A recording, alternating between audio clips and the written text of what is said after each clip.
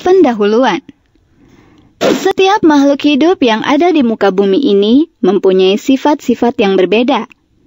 Sifat atau ciri yang dimiliki oleh setiap makhluk hidup ada yang dapat diturunkan dan ada pula yang tidak dapat diturunkan. Coba perhatikan dirimu dan kedua orang tuamu. Beberapa sifat yang ada pada dirimu memiliki kemiripan dengan sifat-sifat yang ada pada ayah atau ibumu. Sifat yang lebih kuat dari salah satu orang tua akan diturunkan kepada anaknya. Pada prinsipnya, semua sifat dasar diturunkan dari orang tua ke anak-anaknya. Namun, sifat-sifat yang tidak asli atau sengaja diubah tidak akan diturunkan kepada keturunannya, seperti rambut yang diluruskan, hidung yang dipermancung, atau otot yang dibentuk oleh binaragawan. Tahukah kamu mengapa sifat-sifat yang ada pada orang tua dapat diturunkan kepada anaknya?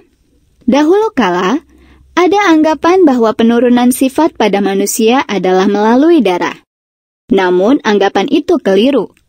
Karena, walaupun seseorang menerima darah dari orang lain, sifat dari orang yang memberi darah tidak menurun kepada orang yang menerimanya. Lalu, di manakah tersimpan faktor pembawa keturunan tersebut?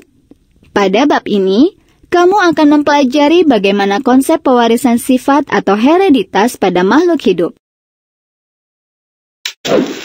Materi genetis. Mekanisme pewarisan sifat berkaitan erat dengan proses reproduksi. Pada organisme yang berkembang biak secara aseksual atau vegetatif, sifat anak akan identik dengan induknya. Oleh karena itu, petani selalu memilih induk tanaman yang baik untuk dicangkok, diokulasi, atau diambil tunasnya agar anakan yang diperoleh bersifat unggul. Pada perkembangbiakan secara seksual atau generatif, sifat-sifat induk akan diturunkan melalui gametnya. Sifat ayah akan dibawa oleh spermanya dan sifat ibu akan dibawa oleh sel telurnya. Seorang laki-laki dapat menghasilkan jutaan sperma, tetapi kombinasi sifat yang selalu berbeda. Begitu juga dengan perempuan. Dari sekitar 300 sel telur yang dihasilkan selama hidupnya, memiliki kombinasi sifat yang saling berbeda. Itulah sebabnya, walaupun saudara sekandung bahkan anak kembar sekalipun, memiliki ciri atau sifat yang berbeda-beda. Manusia, hewan, dan tumbuhan mempunyai sifat yang berbeda-beda.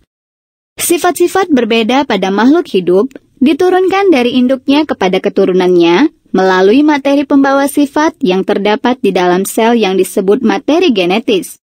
Materi genetis berupa substansi yang disebut gen dan merupakan faktor pembawa sifat. Jumlah gen sangat banyak untuk menyeimbangi banyaknya makhluk hidup. Gen terdapat di dalam kromosom dan kromosom terdapat di dalam nukleus atau inti sel. Untuk lebih jelasnya, perhatikan uraian berikut. Kromosom. Kromosom merupakan struktur yang terletak di dalam inti sel atau nukleus. Istilah kromosom pertama kali dikemukakan oleh Weldeyer pada tahun 1888 dan berasal dari bahasa Latin, yaitu kromos artinya warna, soma artinya tubuh. Jadi, kromosom mampu menyerap zat warna. Jika sel sedang aktif membelah, kamu dapat melihat kromosom dengan menggunakan mikroskop biasa dan tampak memendek, menebal, dan mudah menyerap zat warna. Contoh-contoh zat warna yang dapat digunakan antara lain Sudan 3, hematoksilin, metilen biri, dan Ki.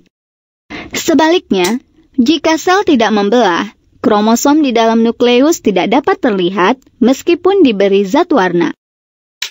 Sewaktu tidak membelah atau istirahat, kromosom berupa benang-benang halus panjang dan membentuk jala di dalam inti yang disebut kromatin. Kromatin disusun oleh DNA atau deoksiribonukleik asid atau asam deoksiribonukleat atau ADN yang merupakan bahan kimia yang dapat menentukan sifat organisme. Setiap kromosom tubuh diperkirakan mengandung lebih dari 40.000 unit gen. Artinya, setiap kromosom membawa sekitar 40.000 sifat. 1. Jenis-jenis kromosom.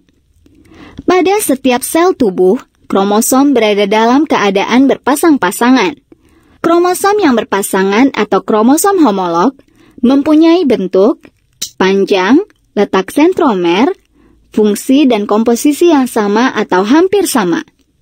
Dan makhluk hidup eukariotik selalu memiliki dua jenis kromosom, yaitu kromosom tubuh atau autosom dan kromosom kelamin atau gonosom.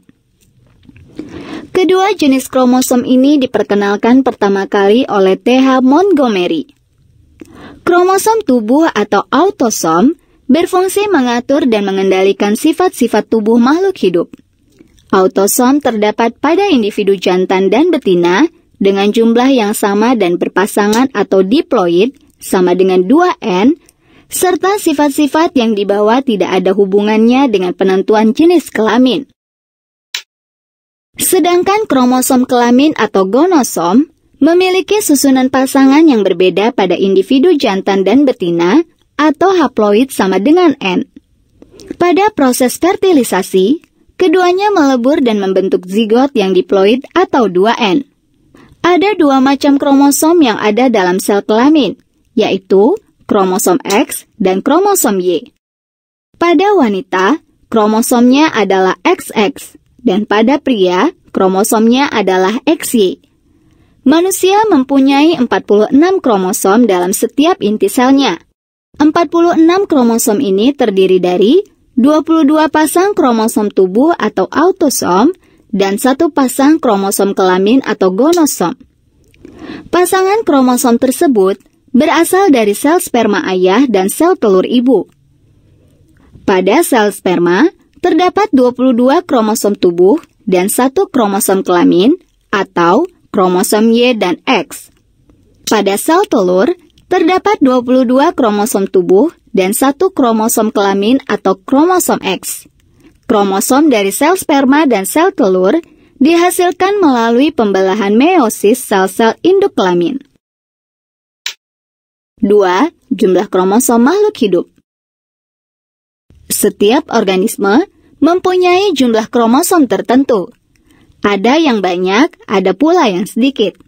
Berikut adalah tabel jumlah kromosom makhluk hidup pada beberapa jenis makhluk hidup. Jumlah kromosom pada manusia atau 2N ada 46 atau 23 pasang. Kromosom pada orang utan ada 48 atau 24 pasang. Kromosom pada bakteri ada 1. Kromosom pada ayam ada 78. Kromosom pada nyamuk ada 6. Kromosom pada lalat ada 12. Kromosom pada kucing ada 38. Kromosom pada merpati ada 42. Kromosom pada sapi ada 60. Kromosom pada kumbang ada 30. Kromosom pada kelinci ada 44. Kromosom pada kuda ada 64. Kromosom pada marmut ada 60.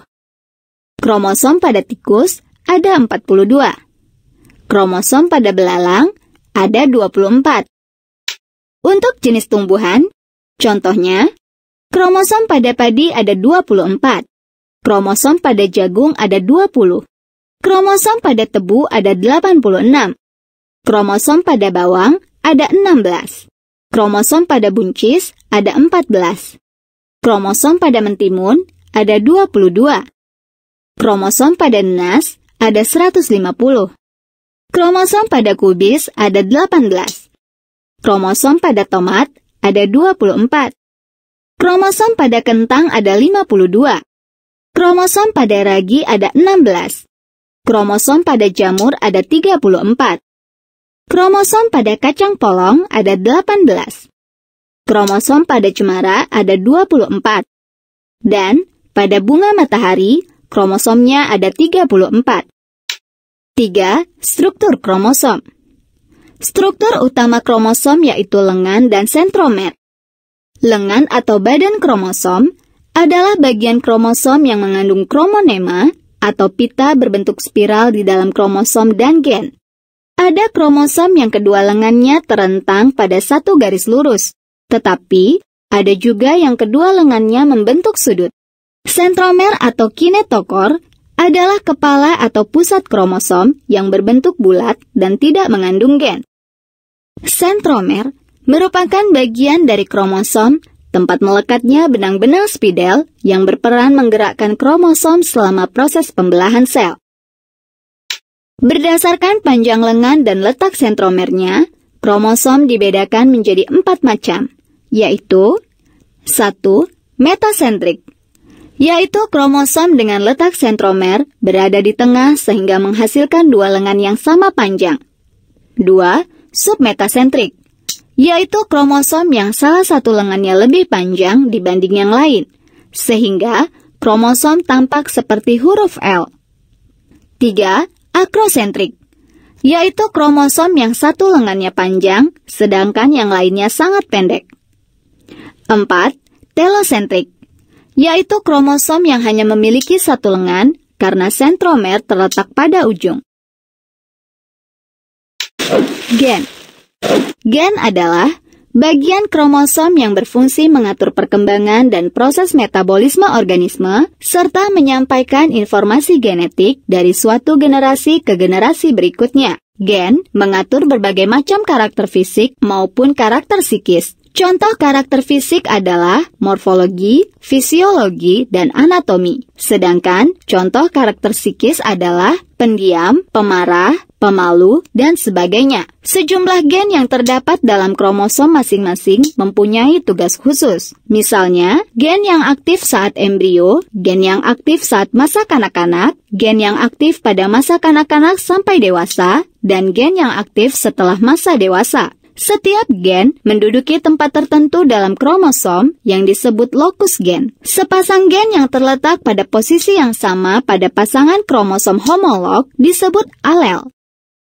Gen dapat mengalami perubahan. Perubahan yang terjadi pada susunan gen disebut mutasi gen. Mutasi yang terjadi pada suatu gen kadang tidak dapat diketahui karena jumlah gen yang terdapat dalam suatu individu sangat banyak. Gen yang bermutasi dapat menyebabkan kematian, sehingga gejala mutasi tidak dapat diamati akibat kematian individu penderita mutasi. Mutasi gen pada tanaman telah diteliti dan dilaporkan. Misalnya, mutasi gen pada tanaman jagung, padi, dan tanaman bunga.